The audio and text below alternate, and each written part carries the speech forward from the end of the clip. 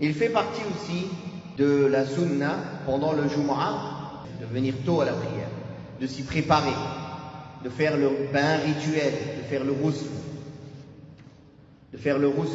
le jour du Jumu'ah. Et pour qu'il soit valide pour le Jumu'ah, il doit être fait après l'entrée de Fajr. C'est-à-dire on fait le ghusl dans la nuit, c'est pas valide pour le Jumu'ah.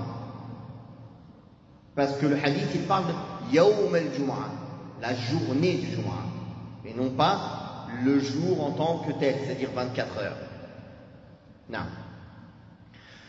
C'est une sunna chez la majorité des savants de lire Surat al-Kahf le jour du Jumu'ah ou la nuit du Jumu'ah, avec beaucoup de divergences sur l'authenticité des hadiths qui parlent de la nuit ou du jour, ou est-ce qu'on lit seulement le Jumu'ah ou dans la semaine. Mais chez la majorité des savants, il a été rapporté des Sahaba au minimum que c'est une sunna de lire Surat al-Kahf la journée du Jumu'ah ou même sa nuit, c'est-à-dire le jeudi soir quand on dit sa nuit, le jeudi après Maghrib.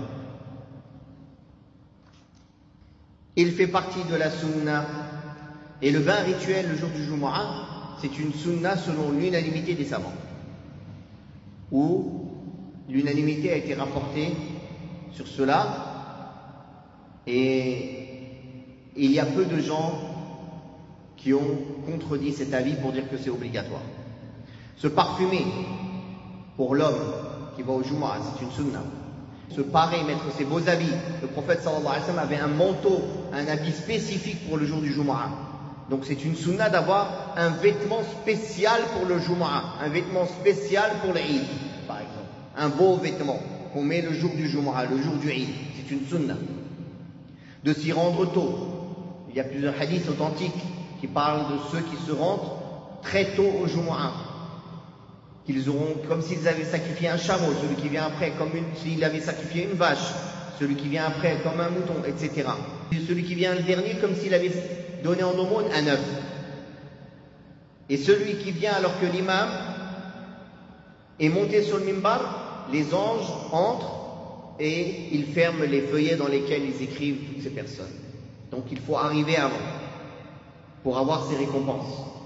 Les Sahaba, d'habitude, ils faisaient al-qaylula, la sieste, avant le Dhuhr. Mais le Jumu'ah spécifiquement, ils le faisaient après Jumu'ah.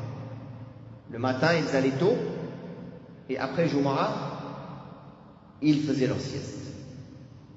Puis le cheikh a cité plusieurs hadiths pour appuyer ce qu'il a dit.